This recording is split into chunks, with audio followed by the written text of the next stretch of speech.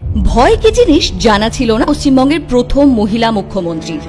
অন্যায় অত্যাচারের বিরোধী মমতা বন্দ্যোপাধ্যায় বরাবরই প্রান্তিক সংখ্যালঘু নিম্ন মধ্যবিত্তদের পাশে থেকেছেন। ক্ষমতায় থাকুন বা না থাকুন তার এই অঙ্গীকার কিন্তু বদলায়নি।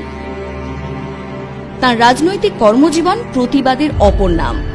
বাংলার ভিতরে ও বাইরে অন্যায়ের বিরুদ্ধে সোচ্চার হয়েছেন বরাবর। তা সে সিঙ্গুরের তৎকালীন সিপিএম সরকারের গরিব চাষিদের থেকে জমি অধিগ্রহণই হোক বা নন্দীগ্রামে জমি দিতে না চাওয়া মানুষদের গুলি করার প্রতিবাদী হোক। আগামী দিন আসছে দিন, নতুন স্লোগান দিয়ে বলুন, বদল চাই, বদলা নয়, সবার পেটে ভাত চাই এবং সবার জন্য কাজ চাই। আজও যখন কেন্দ্রীয় সরকার জোর করে কৃষি বিল লাগু করে দেশের কৃষকদের বঞ্চিত করতে চাইছে, মমতা বন্দ্যোপাধ্যায় প্রথম কৃষকদের হয়ে তার প্রতিবাদ করেছেন। তার প্রতিবাদ শুধু কৃষকদের হকের জন্য মিছিল করেই শেষ নয়, সমাজের প্রান্তিক মানুষদের প্রতি চিরাচরিত অবিচারের বিরুদ্ধেও তিনি সোচ্চার।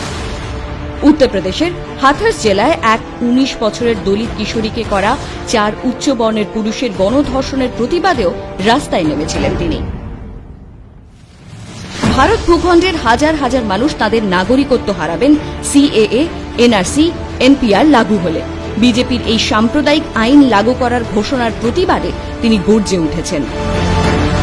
বিভাজনের রাজনীতির সাথে আপোষ না করা মমতা বন্দ্যোপাধ্যায় বারবার সাম্প্রদায়িকতার দোহাই দিয়ে বিভিন্ন রাজনৈতিক দলের দেশভাগের চেষ্টার বিরোধিতা করেছেন। রবীন্দ্র নজরুল অনুরাগী মমতা বন্দ্যোপাধ্যায় প্রায় বক্তব্য রাখার সময় বাংলার কবিদের লেখা কিছু অসাধারণ লাইন শুনিয়ে থাকেন। ক্ষমতায় আসার পর থেকেই বাংলার ঐতিহ্য সংরক্ষণের জন্য নানা পদক্ষেপ করেছেন দিদি। বহিরাগতদের আক্রমণের নিশানায় থাকা বাংলার সংস্কৃতি ও ঐতিহ্যকে রক্ষার জন্যই যে তিনি আবার পথে নেমেছেন তা আলাদা করে বলার অপেক্ষা রাখে না।